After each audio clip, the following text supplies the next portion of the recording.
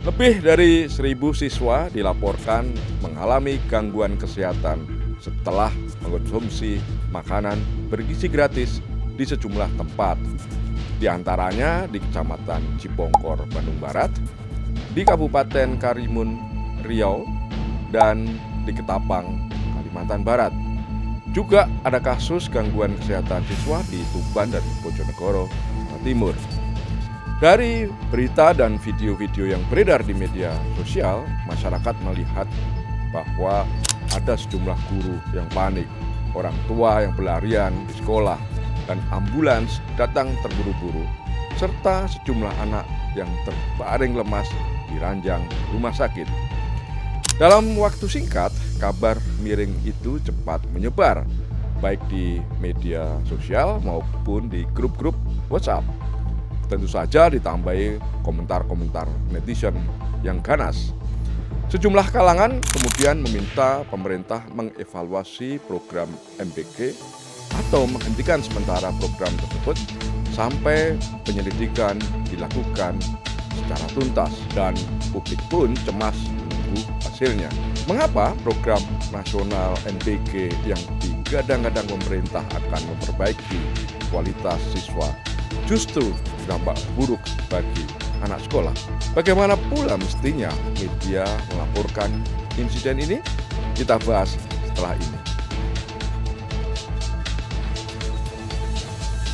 Insiden siswa mengalami gangguan kesehatan setelah mengonsumsi makanan bergizi gratis atau MBG sebetulnya sudah beberapa kali terjadi.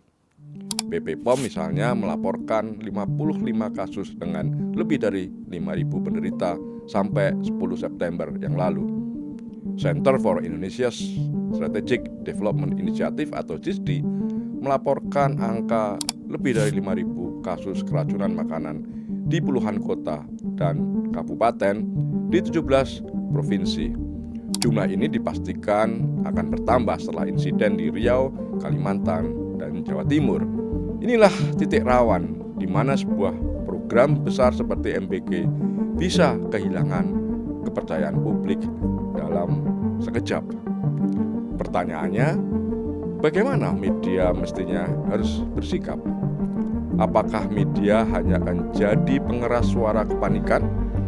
Ataukah media bisa menjadi penuntun bagi publik untuk melihat persoalan lebih jernih? Media memang sudah menurunkan liputan dengan berbagai dugaan, teori, analisis, juga pendapat para ahli tentang penyebab ribuan siswa yang mengalami gangguan kesehatan. Tapi saya juga melihat ada temuan menarik yang muncul di media sosial. Ada akun yang menyebut tentang salah satu bakteri yang paling sering dikaitkan dengan kasus keracunan makanan, yaitu Staphylococcus aureus. Biasanya bakteri ini tidak beredar di lingkungan sebagai bubuk, melainkan menempel di kulit manusia atau berada di tangan yang tidak bersih. Nah, tapi kalau masuk ke makanan, masalahnya bukan sekedar bakterinya, tapi racun yang diproduksinya, yang disebut sebagai enterotoksin. Racun ini tahan panas, jadi meskipun makanan bisa dipanaskan ulang, racunnya bisa tetap bertahan. Dan begitu masuk ke tubuh, reaksinya sangat cepat. Ada gejala mual, muntah, sakit perut, juga diare. Saya melihat belum banyak media yang menginvestigasi kaitan antara bakteri itu dan kasus gangguan kesehatan di kalangan siswa sekolah.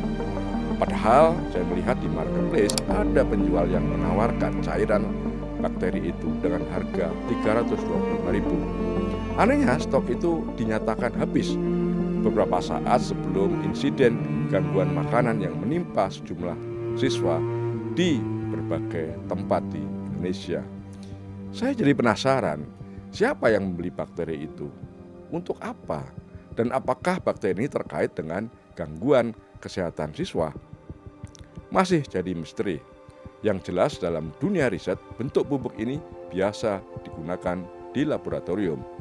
Tapi di luar laboratorium, kalau sampai beredar bebas, bakteri itu sungguh mencemaskan karena bisa dipakai untuk tujuan yang salah. Bahkan kemungkinan terburuk sabotase pangan. Di titik inilah saya merasa media perlu mulai menginvestigasi kaitan antara dua hal tadi, insiden keracunan makanan di sekolah dan kabar soal serbuk bakteri yang misterius itu. Tapi media harus ekstra hati-hati, karena kalau tidak, publik langsung menghubung-hubungkannya. Padahal belum tentu ada kaitannya kan. Ya, bisa di masa sekarang ini kan netizen kan bebas berpendapat. Nah, disinilah media berperan sebagai clearinghouse. Kalau terburu-buru, judulnya bisa berubah jadi bahan bakar ketakutan. Misalnya ada sabotase, ada bakteri, dan seterusnya. Sehingga publik jadi makin cemas. Aktor politik atau siapapun yang ingin mengguncang program MPG tentu akan sangat diuntungkan. Mereka tidak perlu bekerja keras, karena cukup duduk sambil menunggu media atau warganet memperbesar isu tersebut. Setiap keracunan bisa dilihat sebagai bukti sistem yang gagal. Sementara keberhasilan distribusi jutaan porsi makanan di tempat lain jadi tidak penting lagi. Nah, disinilah media punya wajah ganda. Di satu sisi, ia adalah watchdog yang harus kritis melaporkan insiden dan menuntut akuntabilitas program. Tapi di sisi lain, tanpa sadar jadi alat sabotase yang efektif. Pertanyaan saya, bagaimana agar media tidak jatuh ke sisi yang gelap itu? Menurut hemat saya, jawabannya ada di soal cara kerja. Pertama, media harus verifikasi fakta. Jangan sampai potongan foto atau video beredar di media sosial atau grup WA dijadikan bukti tunggal. Yang kedua, kontekskan datanya. Satu kasus keracunan harus dibandingkan dengan jutaan porsi yang berhasil didistribusikan. Dan ketiga, hadirkan ahlinya, ahli gizi, ahli mikrobiologi, epidemiologi, dan sebagainya. Mereka bisa menjelaskan mekanisme bakteri ini atau soal higienis rantai pasok makanan. Media juga bisa melakukan investigasi independen, misalnya menelusuri siapa vendor pengadaan, bagaimana makanan disimpan, apakah ada laporan puskesmas yang diabaikan. Sekali lagi, ini bukan hanya soal sensasi, tapi soal menyajikan cerita yang utuh. Kembali ke kabar soal serbuk Staphylococcus aureus yang habis diborong di marketplace, media seharusnya mencoba menelusuri siapa penjualnya, apakah ada izin edar, bagaimana bakteri ini bisa masuk ke platform loka pasar. Kalau memang untuk riset, siapa yang beli? Kalau bukan untuk riset, apakah ada potensi penyalahgunaan? Nah, pertanyaan-pertanyaan itu perlu diajukan supaya media bukan sekedar menjadi ruang gosip di media sosial. Ini tugas media untuk memastikan apakah ada celah dalam pengawasan yang bisa dipakai oleh pihak-pihak yang tidak bertanggung jawab. Dengan investigasi yang serius, publik tidak hanya akan mendapatkan berita yang menakutkan, tapi juga informasi yang membuat mereka lebih waspada, sekaligus lebih percaya bahwa masalah sedang ditangani.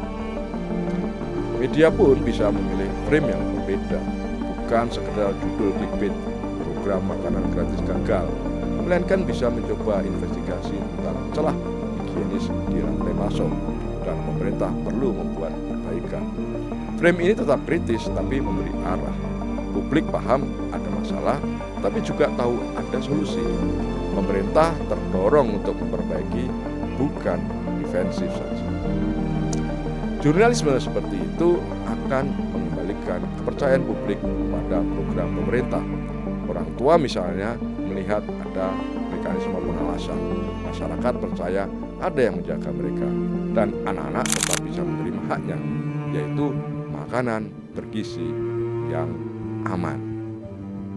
Jadi teman-teman, insiden gangguan kesehatan yang menimpa para siswa itu memang nyata, dan penderitaan mereka tidak bisa dianggap enteng. Tapi cara kita meliput menentukan apakah program ini akan diperbaiki atau malah runtuh karena kehilangan kepercayaan.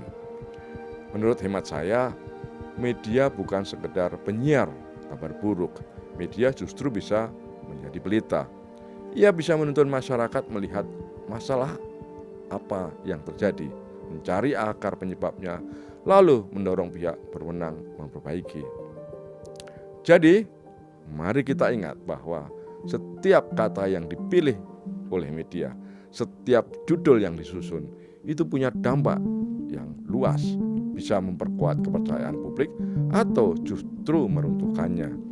Dalam hal program makanan bergizi gratis, yang dipertaruhkan bukan hanya reputasi pemerintah, tapi masa depan anak-anak Indonesia. Nah, pertanyaan terakhir untuk semua media. Di sisi mana media akan berdiri? Di sisi yang memperbesar kegagalan atau di sisi yang menjaga agar janji untuk memberi makan anak bangsa tetap terlaksana? Tabik.